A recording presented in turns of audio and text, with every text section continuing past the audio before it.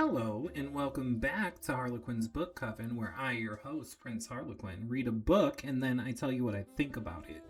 Except today we're doing something a bit different. I thought we would do like a monthly recap video to recap all of the books that we read the previous month, revisit them, see if we maybe changed our mind on them, or if we still feel the same, or maybe stronger, because as it sat with us, it's resonated a little bit more, and give like a little brief summary of how we felt. This is going to be a really good way if you don't like super in-depth interviews. If you don't like super in-depth reviews about books, but you do kind of want to know the gist of what someone thought, we're going to go through everything we read last month. So, buckle up, because we're about to start. I don't know why that was so impending climax, but we're just going to get into it, okay? So the first book that we had was Weave World by Clive Barker. This is the first book that we finished in January. Emphasis on finished because I think I read half of it in December.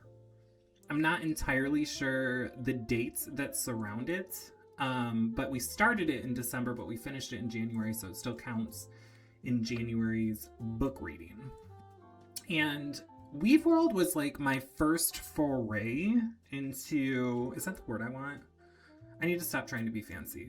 It was my first adventure into dark fantasy and really kind of opened my mind. I owe this book a lot to the points that I'm at now, which will make more sense when we get into February's books and what we read, and what we read at the end of this month as well kind of feeds into that.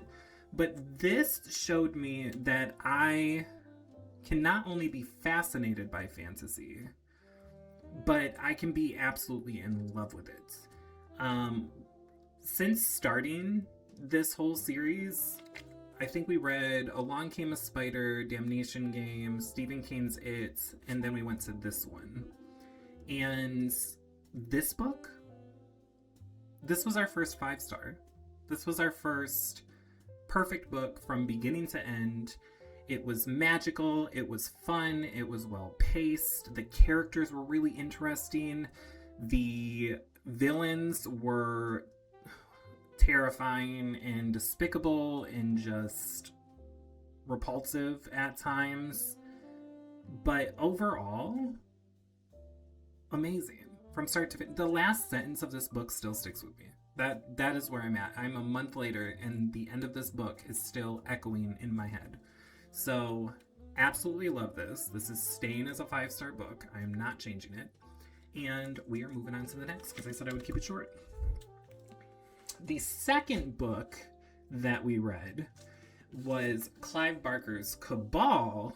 And I remember when I read this, I was like, maybe it's just very unlucky that it happened to follow Weave World, which was such an exceptional book, that anything less than that was going to feel far beneath what it actually was. And so I really, really wondered if, over time, if I would feel differently about this. And I don't. I don't feel too different about this. I do want to say that I want to give the short story after it its flowers. So The Life of Death, which starts at page 205, is a short story that is roughly 40 pages long. It's very, well, it's short, so it's a short story. But that has stuck with me longer than the 202-page book or novella that I read that was Cabal. Cabal itself, excellent story. Excellent story, great overarching themes of humans are the real monsters, which is a trope I always eat up because humans are the real monsters. But overall, it just wasn't doing it for me. It didn't do it for me. I really wanted to read this and find out what happened after the end of the movie that it was adapted to. So Nightbreed, if you've seen that movie, that's what this book is. Cabal is Nightbreed, Nightbreed is Cabal. And Nightbreed ends in a cliffhanger. And I wanted to find out what happened after the cliffhanger. So I was like, I'll read the book and I'll find out what happened. It'll be super cool. And no, the book ends exactly where the movie ends. And we just are never getting a sequel. I do believe there's a graphic novel series that continues it. I need to look into that because I still want to find out what happens afterwards. I still liked it enough that it was serviceable. But I think I ended up giving it 3.5 stars. I think that's where I landed. And I'm staying with that. I think that's fair. I think that is a fair rating. The short story afterwards that I thought was a continuation of the book. What was it called again? I just said it. Oh my god. The Life of Death. That was a 4-star. That was a 4-star read. I'm just very sad that it was only a short story. That's where I'm landing. Hold on. I'm not popular. That is a group chat. Okay. The next book I read is something. So I remember after Cabal, I really, really wanted to take a break from Clive Barker, not because I needed one, not because I was so disappointed in Cabal that I didn't want to continue. It was just, he has a very limited bibliography, and I didn't want to run out of books. That is where I was. And I had an extensive TBR at the time of books that I've owned for a while that I haven't read by other authors that I love. And one of them is Riley Sager, and the next book I was supposed to read, because I'm trying to read them in publication order, is Home Before Dark. So I have read Final Girls. That's what got me into Clive Barker. Or not Clive Barker. That's what got me into Riley Sager, was Final Girls. I just liked the synopsis. I happened to pick it up. The ending kind of blew my mind because I didn't realize there was going to be a twist. So when there was one, I was just like, what? And I was hooked. And I just loved him. Last Time I Lied, I've read that. And that is my favorite so far out of all of them. I'm about to talk about like 3 Riley Sager books. So that one still is at my top. That is still the one that like sat with me. But we're gonna get into it because it has some competition. Lock Every Door. It wasn't my jam. It just wasn't. I loved the journey. I hated the destination. It doesn't make it a bad book. A lot of people love it. A lot of people love how it ends up. For me, it was just, I expected better. That's where I was. So to everybody that loves Lock Every Door, great for you. I wish I could have your experience. I loved the journey. I hated the end. Home Before Dark is his 4th book. And Home Before Dark was the one I started reading before my hiatus from reading permanently happened, not because of the book. I want to be so clear on that. It wasn't that I wasn't interested. It was just, it happened to be the book I was reading at the time when my brain was like, hey, we don't want to read anymore. So I was actually kind of really excited to get back into this. And I started from the beginning because I was like, I legitimately remember nothing about what this is, what it's about, what our plans are. Let's start at the beginning. And my God, this book, I was hooked. I was hooked from start to finish. I loved it so much. I actually really liked the main character. I thought she was relatable. I thought she was funny. I thought the characters were really well done. I thought it was hauntingly eerie throughout the read. It's actually the first book in a very long time to actually scare me. There were parts in this book that like legitimately had me jumping at noises in my house that were just normal that I hear all the time. I was like, what's that? What was that? What's going on? What's happening here? That's how I felt with this book.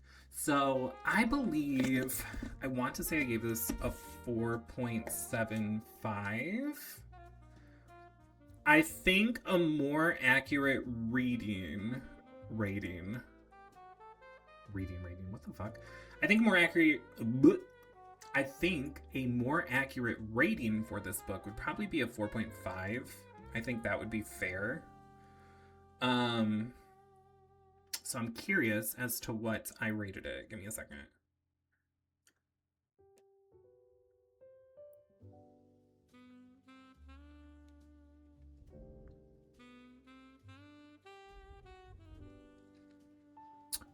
Do you guys want to know what I gave this? Do you want to know what I gave this? You can't see it because it won't let me enlarge it. Can you? I gave it 5. I gave it a 5. I made this a 5-star book. I don't know that I agree with that. I don't know that I agree. This is why we're doing this. Because that is not... And I gave Cabal a 3.75 when I just gave it a... This is why we're doing this. I need to check every single fucking rating before I actually give it out again. Because I'm lying. I wasn't lying about Weave World. That's 5. That is a 5-star book. If I ever saw one, it's over here now. It's not over there. 1000% agree with that. Cabal, I think it's a 3.5. I think it's a 3.5. I need to update my rating. I need to make a note. I need to make a note to take off ratings. 3.5 Cabal, and I would say 4.5 for Home Before Dark. I really enjoyed it. I want to be so clear on that. I really, really enjoyed it. There's nothing wrong with the 4.5 book. I do not think it was perfect. But was it? It was. It did the job. But if I have to question it, it can't be a 5-star book, right? I would reread it, but that doesn't mean it has to be a 5-star book. I loved it, but that doesn't mean it has to be a 5-star book. I say 4.5. No, 4.75. I say 4.75. 4.75. Home Before Dark. Okay, cool. Hey, did you know the initials of Home Before Dark are HBD, aka Happy Birthday, aka the reason I'm on vacation? Okay, all right. Let's move on. We've had that debacle. We're moving forward. After my amazing experience that apparently I gave a 5-star rating to, it's not that it doesn't deserve it. You know what's wrong with... I understand why people want to give 5 stars out so often to books that they love, because it feels like you're hurting their feelings if you don't. This book gave me an excellent experience. 4.5 is a wonderful rating. We are moving forward. I am not getting caught up in my emotions. Okay, the next book I read was Survive the Night, also by Riley Sager. I wanted more of it. In a similar way that when I got done with Weave World, I was like, I want more Clive Barker right now. Like, immediately. I'm not interested in waiting. I don't want a different experience. I want this experience. And then Cabal happened. And... well, Cabal happened. That's how I felt at the end of Home Before Dark. I was like, I need that again. That was such a good ending. That was so satisfying. Everything about this, the way it ended, the consequences for our main character, for the decisions and choices she made throughout it, like, top tier. I wanted more. And so we moved on to Survive the Night. And Survive the Night is another mystery thriller about this girl just driving in this car with this guy that might be a serial killer, but we don't know. And it's full of suspense and anxiousness. And it was written very well. And I actually really enjoyed myself. I enjoyed myself a lot with this book. I wasn't super looking forward to reading it. It wasn't the one I wanted to read, which is going to be very funny when we get to that book. But overall, this had so much more than what the synopsis promised and advertised. It actually gave me tons more than what I expected. And the ending, beautiful, gorgeous, wonderful, loved it. The twist within the twist, I'm not going to get into it because I don't want to spoil it, but the twist within the twist was fucking amazing. Like, when I thought about it, it just kind of like exploded in my mind. And overall, I kind of feel the same way I felt then. If I'm giving Home Before Dark 4.5, I'm sticking with the 4.5 I gave this. I almost want to drop it down to 4.25 because I didn't quite like it as much as Home Before Dark. And I think that would be more fair. But 4.5 is good enough. No, it's fine. 4.5 is fine. It's fine. We don't need to be picky and mean, okay? It can keep its rating. Anyway. This next book. Let me tell you what... Okay. If Weave World opened up the door to dark fantasy for me, Phantasma blew that door off the hinges and then opened the door for regular fantasy and romance. Fantasy and romance. This book is everything to me. It sounds dramatic, but I can't explain to you how I feel about this book. I can't. There's no words to explain how much I loved Blackwell, how much I loved the romance, I loved the dark fantasy of it all, I loved the game of it all. I definitely wish the game was a little bit more prevalent in the story, because I think the romance took front and center, but that's also because any page that Blackwell's on, I implore you, I dare you to try to not focus on him. I dare you. You won't be able to do it. It's literally impossible. He is hypnotizing. And I still think about him this long after. And it's been, well, it's not been that long since I finished this, but it's been a couple weeks and I still haven't stopped. So this one just, for being my first dark fantasy romance and everything, the official rating that I gave it was 4.75. That is the fair rating to give it, and I'm not going to bump it up to 5 stars, even though I really, really want to, because there were criticisms that I had in regards to one of the things being like slightly predictable, and the games not being as dangerous or feeling as dangerous. Excellent book though. If you want to read it. It's amazing. Just check it out. I don't need to say anything else about it. Oh, I do want to read. Hold on. I marked it. I marked it, and I am.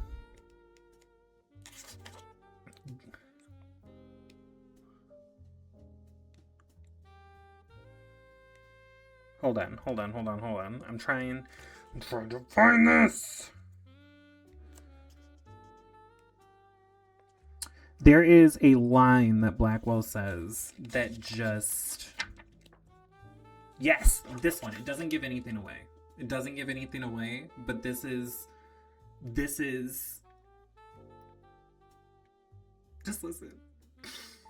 In a different life, in a fair one, I would have kept you until my eternal soul withered away to dust.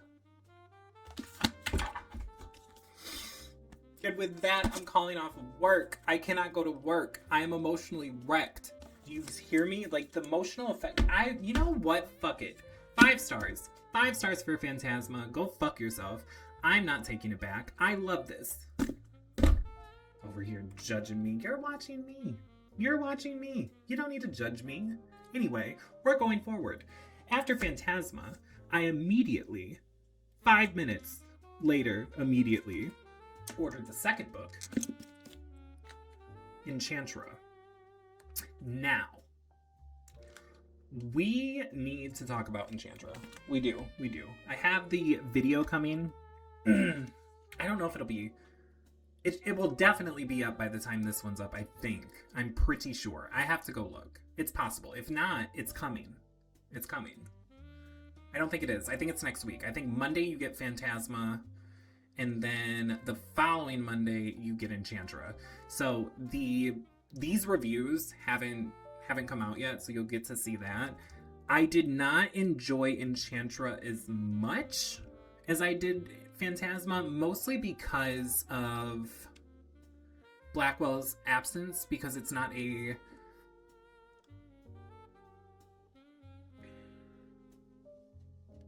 Ophelia-centered story. And because of that, this book specifically, I just miss Blackwell. It's not that I didn't enjoy the characters in it. I loved it. I loved the story. I loved going on it. I just miss Blackwell. That's really what it came down to. Overall, though, better written book. And from an objective standpoint, honestly, a 5-star read. I would give this 5 stars. From an emotional, enjoyable standpoint, I would say 4.75. I will say that this book almost wrecked my fucking emotions towards the end. I didn't appreciate that at all. This hurt my feelings. It broke my heart. Not fair. But still a very good time. I think I gave it a 4.75. I'm very sure I gave it a 4.75 because I just looked. I would be comfortable bumping this up to 5 stars. Like, here's the deal. If you guys allow me to give Phantasma 5 stars without struggle, without an uproar, because it's not perfect. Okay? If you just let me have this one, if you just let me have this one 5-star that maybe isn't completely deserving of it, I will give Enchantra its flowers and it can have 5 stars. That's where I am. Anyway. Moving on. After that, I read a book that we're not going to be covering on the channel because it's not appropriate. That's where we are. I'm sorry. It's simply not appropriate, and we can't talk about it. That book was nothing special, to be honest. Like, it wasn't awful. The content was very hard to get through. I think I gave it a 3.75 overall because it was well written and it was good, but it went on a little bit long. It was very rough to get through the first half. You don't even know what I'm talking about right now, so I don't even know why I'm breaking things down. But that being said, I gave it 3.75. So there was another book that I read that was inappropriate. It was not erotica, so back the fuck up. It was a spicy book though. It was that. It also was very inappropriate. Jesus. I had no idea what I was getting into. Moving on. After that, I really wanted to get back into fantasy. That's what I wanted to do at this point because I had already experienced Phantasma and Enchantra, and I also wanted more romance because Phantasma and Enchantra showed me that apparently I'm a romance reader. Didn't know that. Didn't see that coming. However, I did have one book that I wanted to finish by the end of January, and that was Riley Sager's The House Across the Lake, which is the book that I was so excited to get to before I read Phantasma. So, in a way, how do I put this? Remember when I was saying I was reading Survive the Night, and I was like, this wasn't even like really a book that I was looking forward to, but I'll get to it later? What I was going to get to later was this, because I was looking forward to this, but I couldn't read this until I read Survive the Night. But then Phantasma came and sounded interesting and stole my life because of Blackwell, and then because of Phantasma, I read Enchantra, and we got completely diverted. That's what happened. So by the time I got to House Across the Lake, I was still in the mood for a romance novel. And I didn't... Have you ever read a book and you're just like, I'm not giving this its fair shot. I'm simply not giving this its fair shot because it's not what I'm in the mood for right now. That's where I was with this book. This poor, well-written, really engaging, very interesting book deserved better from me as far as my attention and my appreciation, because it's wonderful. It's honestly wonderful. It's everything you want from a Riley Sager book. It's everything that you look for in one. It's suspenseful. It's mysterious. It has good twists. I will say, could not stand the main character. And that is not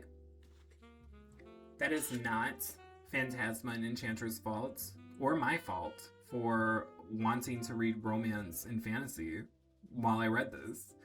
It is simply, she is massively unlikable for most of the book. And you know what? Books don't have to have likable characters. One of the books that I absolutely fucking adored that I just read, I hated the main character the entire book, but I still loved the book. I'm still recommending the book to everybody that I possibly can. And I'll give you a hint. Okay? It's a very popular fantasy series. I guess it would be Romantasy. I'm not 100% sure. I'm new to this, okay? I'm new to Romantasy, so I don't know if this counts. It feels like it counts, but it is fantasy. That is something. Maybe dark fantasy too, because it's a little rough. It's a little rough sometimes. But it's very good, and the first book was excellent. The second book has been even more amazing. I am loving every second of it. But I hated the main character for 90% of the book. Actually, 100% of the book. I don't think I liked the main character by the end either, but it was still amazing. This, I hated her. I didn't enjoy reading her. I didn't enjoy what she was going through. I don't think you're supposed to. It's just not the reading experience that I go for. So that's not fair to the book, and I don't want to take away from the book on that, because I think she's well written. I think she is, sorry, I'm trying to get my thumb in here. I think she's well written. I think she's three-dimensional. I think she feels real. I think it's understandable, all the actions she takes. I think the entire description of her and her actions earlier in the book and everything makes sense. It's just, she's just, I don't like her. That's it.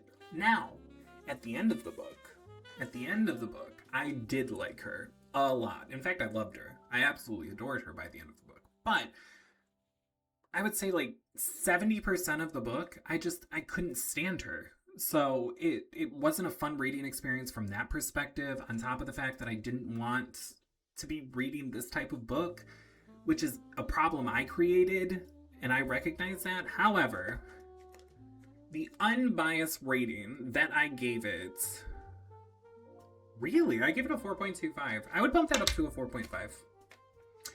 We are promoting the book. We are bumping it up to a 4.5 because I think that that's fair. I think that's a fair rating. So all in all, I read 8 books in January. 7 of them right here. See these gorgeous things? And one of them is back there hidden away because it's very inappropriate and I can't in good conscience recommend it to anybody. That's where I'm at. I'm sorry. Anyway, tell me what you think about these videos, if you'd like to see more of them. I was thinking about doing like a tier list thing next time. I think that would be pretty cool. This will remain largely unedited because I want this specific video to not be as polished as like the other ones. I want it to kind of show off my thought process or see if I can get better at off the cuff stuff. We'll see. Not entirely mad at this. This is only my second take, and I'm okay with it. Anyway, we have lots of stuff coming in February. I am going to be trying a different review style for the book I mentioned earlier that I finished, that I loved, that I hated the main character. And almost like a recap reaction kind of situation where I kind of go through the plot of the book and give my thoughts as I go. I think it could be very entertaining. And we'll see how it goes. But I hope all of you have a wonderful day. And I am out. I'm going to go hang out and enjoy my vacation. And talk to you all later. All right, bye.